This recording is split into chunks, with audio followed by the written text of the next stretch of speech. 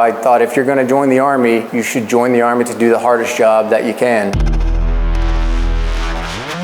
Those veterans that came home from Vietnam, was on their backs that our nation healed and continued to fight the Cold War successfully. And then they had to rebuild the Army such that we could live through the peace dividend of the 90s and be prepared for what occurred on 9/11. They did that. Listen.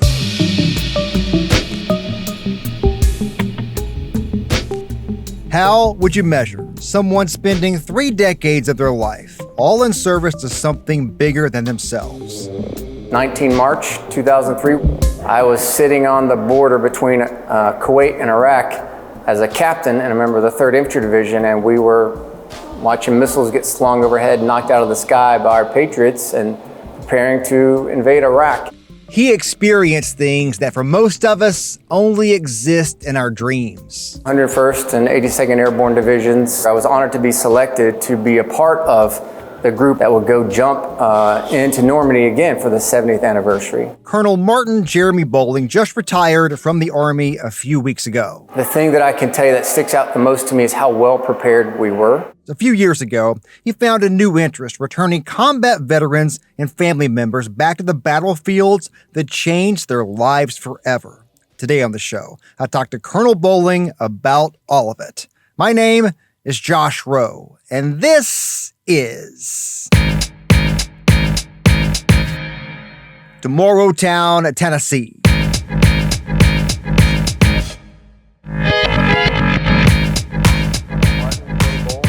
Go by my middle name, which is Jeremy, but born and raised in Chattanooga, Tennessee. Spent my childhood out riding bikes through the woods and running the roads of East Brainerd. Started off at Tyner Middle School and then moved over to the Baylor School, which is where I graduated high school in 1994. How'd you end up in the Army? How'd that work? It's a bit of a long story. The short version of it is I went to Baylor on a scholarship, and part of the stipulations of the scholarship was I had to immediately matriculate into a 4-year university and maintain a certain GPA. I chose Auburn University to do that, and I was paying my way through school as a freshman and working for minimum wage as a dishwasher at a local mom and pop restaurant. And I came home one night kind of halfway through my freshman year, covered in grease and dirt and sweat, the normal things that come along with a job like that. And there was a message on my answering machine, and it was the local Army recruiter there in Auburn, Alabama. He said I was exactly the kind of guy they were looking for. So I called him the next day, and the rest is history. I went through their tests and wrote some essays and got some recommendations, and they offered me a full scholarship to complete my time at Auburn University, and I signed the dotted line. How did they find you? If they knew you were the right kind of guy, how do they determine that? Because he was a recruiter. That's what recruiters get paid to do. Exactly. It was to find young men like me that are willing to go out there and do the things they need us to do. And he was good at his job. His name was Major Mejias. And I'm glad he found me. I wouldn't change it. Yeah, I think that's a sentiment I hear from a lot of veterans. I guess you're a veteran now officially, right? Sure. As of 2 weeks ago, last week? About a week and a half ago. A week and a half ago. Right, it's hard, but it's that good kind of hard. Kind of hard that challenges you and pushes you to discover things about yourself. Can you kind of explain that experience? Yeah, absolutely. I mean, it's why I was there. Someone was actually just asking me yesterday to reflect back on the male figureheads that influenced me as a young person, and it was all my coaches at Baylor. Ralph Potter, who the Chattanooga community now knows as the McCallie football coach, but guys like him, Perry Key, Fred Hubbs, Phil Hibden, I mean, the list goes on and on. Those guys in the 90s ran a very tight ship at Baylor, and it was very physically, emotionally, and mentally challenging. And what they were doing is they were forging a group of young people that were going to launch out into the world with a level of personal mettle that I don't think at the time we had an appreciation for. But once I found the Army, which was really a natural fit for me because of those things, what I realized is that because I had spent so much of my youth rising to those challenges, I missed it. It was a part of who I was. And the Army gave me that ability to do that again. And I actually went into the Army initially intending to be a doctor. I was a pre-med student at Auburn. And I remember my brother, who's a couple years older than me, he gave me advice. He said, Jeremy, he was already in the Army. He said, Jeremy, when you get there, stay focused on your goal. Don't fall for all the hardcore stuff. Stay focused on your goal. And I hate to break it to your brother, I did not take your advice. But it's because that's where I belong, right? That's where I fit in best. And it became pretty evident to me pretty early on. And so I thought, if you're going to join the Army, you should join the Army to do the hardest job that you can. And that's what I did. And what was the job you ended up doing? Up until 10 days ago, I was an Army infantry colonel, airborne ranger kind of guy. Spent most of my time in the 101st and 82nd Airborne Divisions. And you know what we've all been doing since 9/11, 2001. It's been a fairly busy career, to say the least. Tell me about some of that. And I understand there's probably stuff you don't want to talk about, but what was that experience like to, I'm not a combat vet, but when I do talk to combat vets, it's one of those things of it's sometimes hard to put in words, and sometimes people have the exact, words for it. When you think about the hard things, the things you went through, how do you think about it? Yeah, I don't think about it in terms of how hard it was or wasn't. I guess in reality, I haven't spent a lot of time thinking about it. I haven't had a chance to do a lot of that yet. But if you ask me to reflect on it, the thing that I can tell you that sticks out the most to me is how well prepared we were.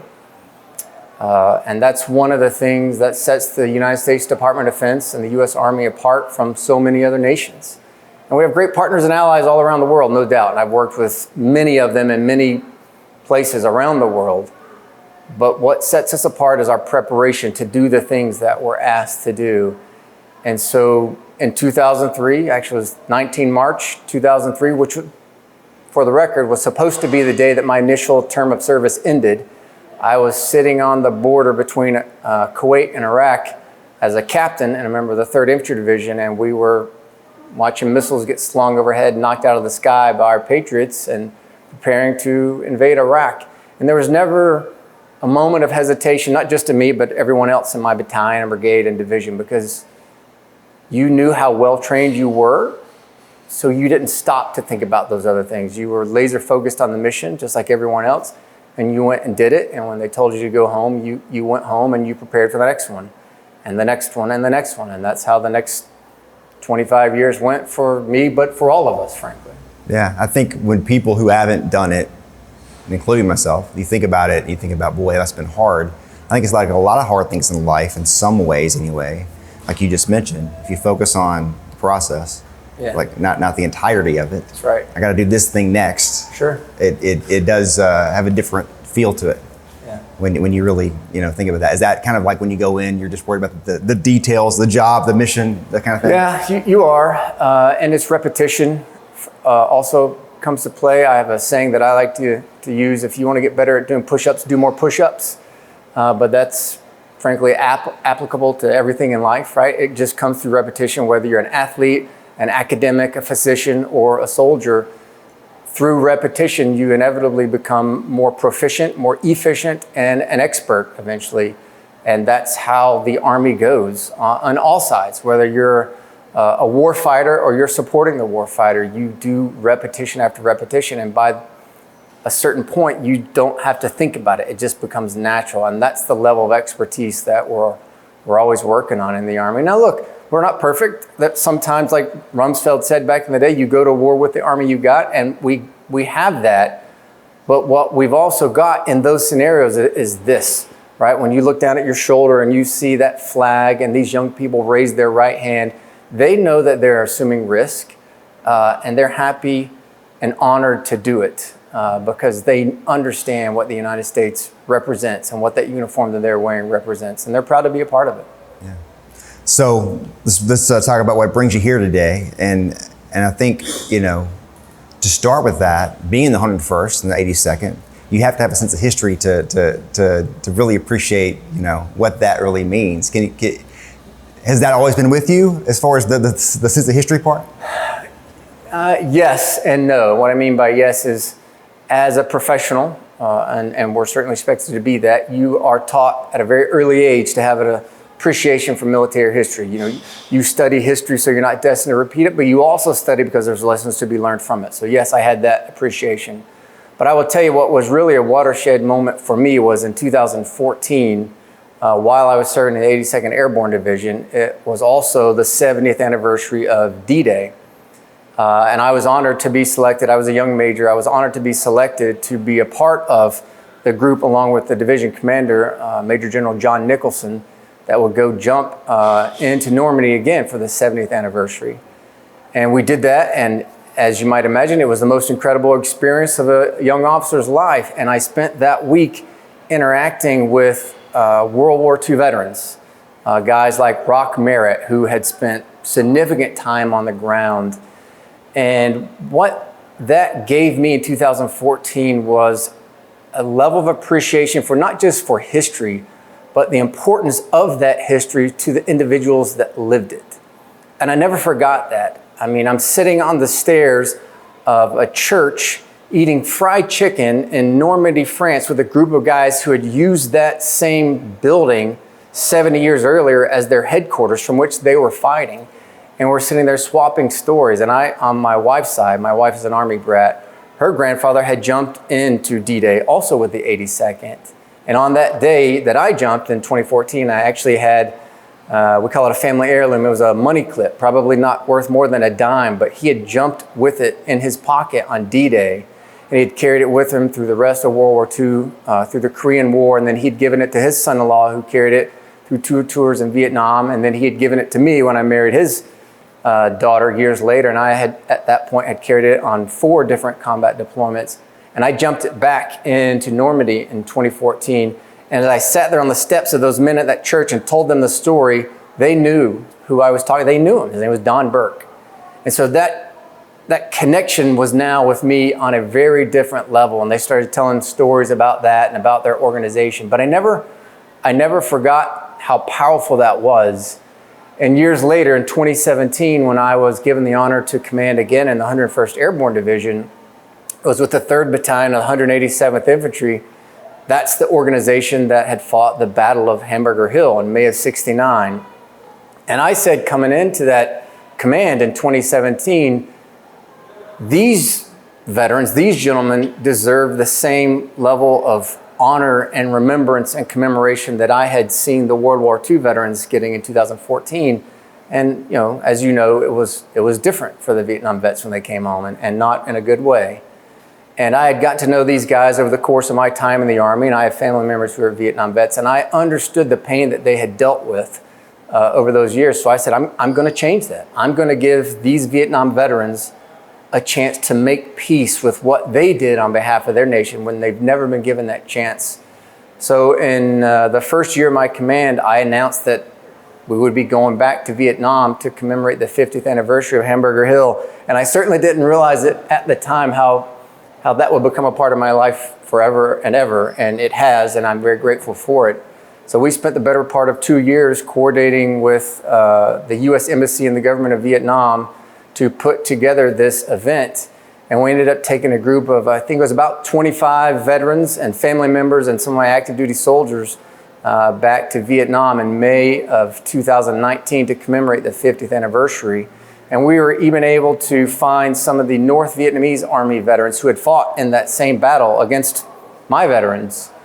And we essentially spent the week together, and by the end of the week, we climbed back to the top of Hamburger Hill and just gave my veterans an opportunity to make peace with the demons that they had been carrying for 50 years. Each of them brought some sort of memento that they wanted to leave on the hill, because all of these veterans, except for 1 or 2, had never seen the top of the hill because they were all evac'd. And it was an 11-day fight, and they were all evac'd at some point in that 11-day fight. So they felt this pull their whole lives to just see what was on top of that hill. Why were we trying to get there? And we finally gave it to them in 2019. And standing on top of that hill, one of my veterans leaned over to me. It was, as you might imagine, a very reverent time and quiet. And he said, "Sir, I always heard that guys got awards for this thing, but I got medevac. I never got anything. I always wondered if I got an award that I didn't know of." And I I looked at him standing there on top of the hill and I said, well, I didn't know that either. I said, but I'll solve that problem for you. And so when we came home from that, this is where it just continued. I then did that piece of the puzzle, and I worked with Human Resources Command and U.S. Army, doing some research in the archives there in D.C. I was in the Pentagon at the time. And we found out that not only did he have awards, he had a whole bunch of awards, to include Bronze Stars and Purple Hearts. So I then coordinated with the governor's office out of South Carolina, and we put together a big ceremony with the governor on the front steps of the State House, and we presented Mr. Green with all his awards, and that was in 2021.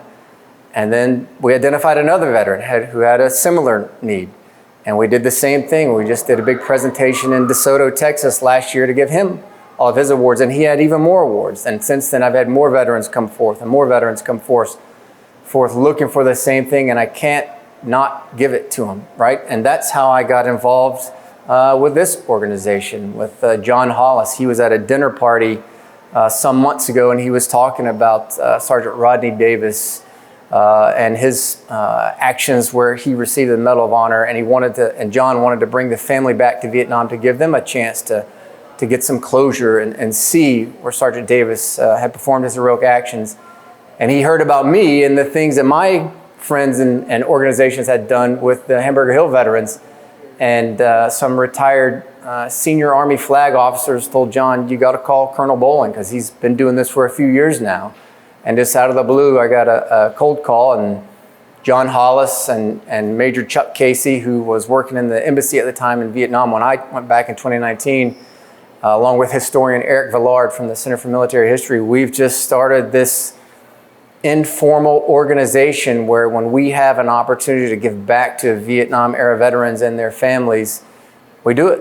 And that's how I'm sitting here today, because we're going to go forward and do that again this August and September on behalf of Sergeant Rodney Davis, but it's for his family and also for some of the family members of the Marines that survived as a result of his actions.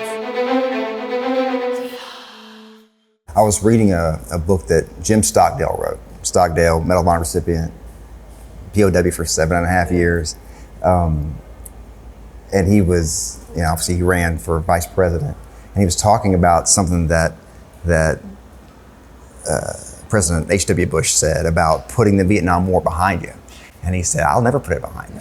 And he said, that's until our generation is here, as long as we're here, we're never going to put it behind us. And I look at that a little bit of kind of what I do in some way of like, let's not forget, let's keep talking about it, because there's so much that's never, that they never got to say because they weren't allowed to say it. Either they didn't make it home or they did come home, couldn't say it. And so what you're doing is, in a lot of ways, is connecting some of those dots, making sure these stories, live on. They deserve it as much as a World War I, a World War II, Korean War veteran. And I love the term, I believe it was Tom Brokaw that coined the term greatest generation. And I don't dispute that was an accurate term for that generation, but that wasn't the last greatest generation. I can promise you that. And my generation was very much influenced by the Vietnam veteran generation. I mean, my first sergeant that I had in the Army in the 90s was one of the last remaining draftees still on active duty from Vietnam.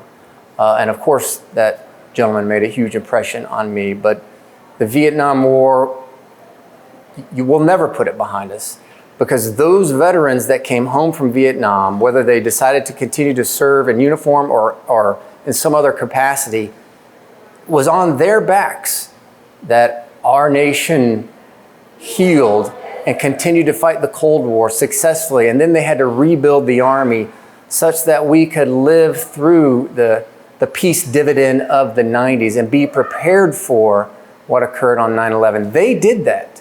And so they were also a great generation. And if I can be a small part of making sure that they know that and I can give back to them in some small way, I'm honored to do it, and I will forever do it. I had a coach that I played for a few years in high school, and I didn't know until about a decade ago that he fought in Vietnam. He was a little bit older than you, it was early 90s, and he never talked about military service, none of that stuff. He never spoke about it back then, but now, he's writing on Facebook about it. And so I think that's an experience that Yeah, it took a long time for those guys, even when they felt like they could talk about it, they just still don't want to talk about it. Yeah, when we presented the awards to James Baylor, that was my veteran, this past November in DeSoto, Texas, I had more of his family members there than I can count. And to a man or woman, they all said they had no idea. He had never shared with them some of those stories. And when we pinned those awards on his chest, and it was a lot, it took a long time to pin all those awards, they just sat in awe because this is a father, a brother, a husband, and they listened to him talk about it for the first time. And at that point, it had been more than 50 years. They just had no idea. I mean, a highly decorated veteran who had spent his life not talking about it. And he's a fabulous contributing member of society, came back and spent his life as a law enforcement officer in multiple communities in multiple states and retired working for a university there in Texas and never told anybody about it, that he had seen and done and witnessed and survived and contributed to things that earned him more than a chest full of medals. And to me, that's great. That's greatness personified right there. He didn't have to talk about it. Whether he chose to or not, that's not the point. The point is he didn't have to talk about it. He knew it.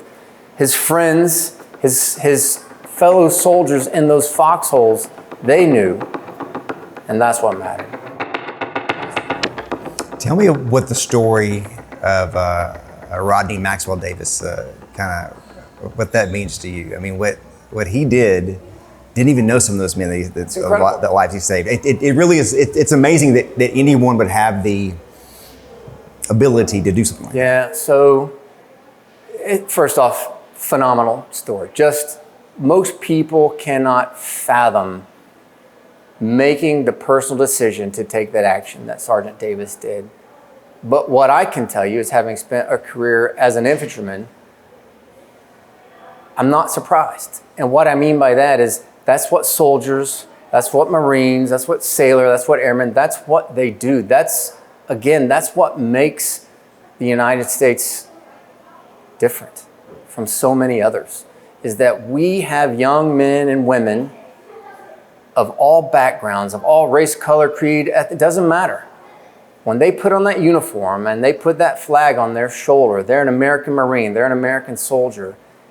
And I've seen it, absolutely seen it firsthand. And when I took my veterans back to Vietnam in 2019, many of which were from minority backgrounds, and we would ask them some of those questions, they would just laugh. And they said, there was no color in that foxhole. You were just a soldier. That soldier to your left and right, he was just a soldier. You didn't care anything about, other than the fact, was he going to do his job? And you knew that he would. And sure, I wasn't there with Sergeant Davis, but I guarantee you that's exactly how it was. It didn't matter that Sergeant Davis came from Georgia. It didn't matter that he was an African American. And it didn't matter to him that the Marines to his left and right weren't those things. What mattered is that they were all Marines, all from the same platoon, the same company, the same regiment, fighting the same enemy. And their job was to look forward and take care of business. And when that grenade rolled into the foxhole, I guarantee Davis didn't think twice. He did what he had to do, because that's what we're trained to do. That's what makes us unique. A big thank you to retired Colonel Martin J. Bowling for this conversation on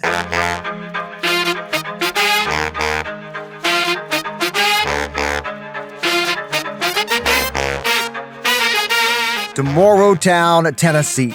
This podcast, a production of News Channel 9, Fox Chattanooga, and Sinclair Broadcast Group Chattanooga. I hope you join me again real soon.